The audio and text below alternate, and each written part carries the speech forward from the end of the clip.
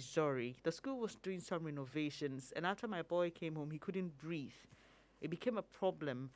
And he says anytime this happens, we take him to the hospital. He gets nebulized. He's treated for malaria and chest pains. And anytime he complains of chest pains, we also send him. His blood is tested, and he's treated for malaria. Now, we also treat him for malaria anytime he complains. We hope he's not having asthma. And he says there's no person with asthma in the family, but his son is now 13.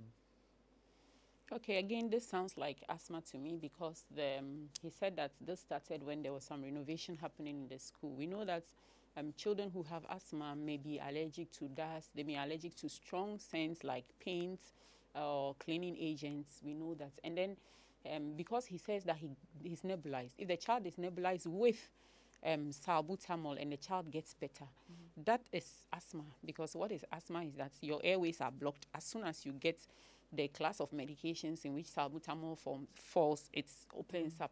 So this sounds like asthma to me. And the chest pain, for a lot of children, when they get asthma, when they can't breathe, children are a bit poor at localizing or expressing their pain or expressing whatever it is that is happening to them. So some of them, their asthma manifestation is chest pain, and then they can't breathe. So this sounds like asthma to me.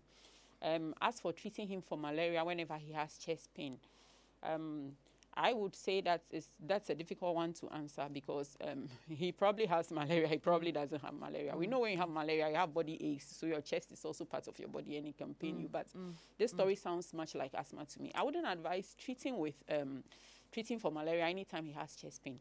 I would advise taking him to hospital. But now he needs to ask his doctors some questions.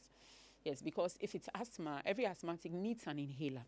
So that when you have an attack, you can do something at home. It may go or it may not go, and then you need to go to hospital, aside your regular follow-up. But for emergencies, you should be able to do something at home. So he needs to ask his doctor some questions.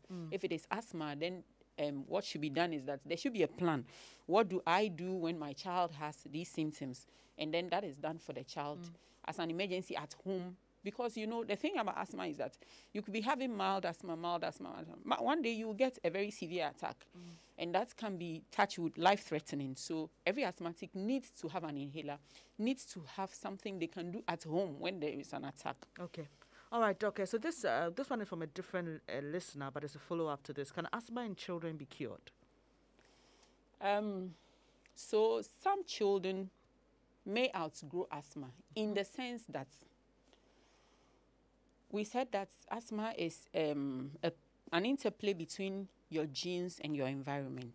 You see, so if whatever is causing the asthma is removed from your environment, it could be that you won't get attacks again because the trigger is no more in your environment. So that child may now have frequent or no attacks at all. And then again, like I kept saying right from the beginning, children tend to have a lot of cough and cold. And sometimes when they get a cold, they have something that tends to resemble asthma. That may not be true asthma. So they have the same thing, their airways become narrowed, but it may not be true asthma. So if that is what it is, when they grow up and they have less frequent colds, then you find that that is not happening. So that was not true asthma. And then a third reason is that asthma can be triggered by the cough and cold. So as they grow and they have less cough and cold, then they have less attacks. So in that sense, some children outgrow asthma. But there are even people who were not asthmatic as children, and then they become adults, and then they get, or they show asthma.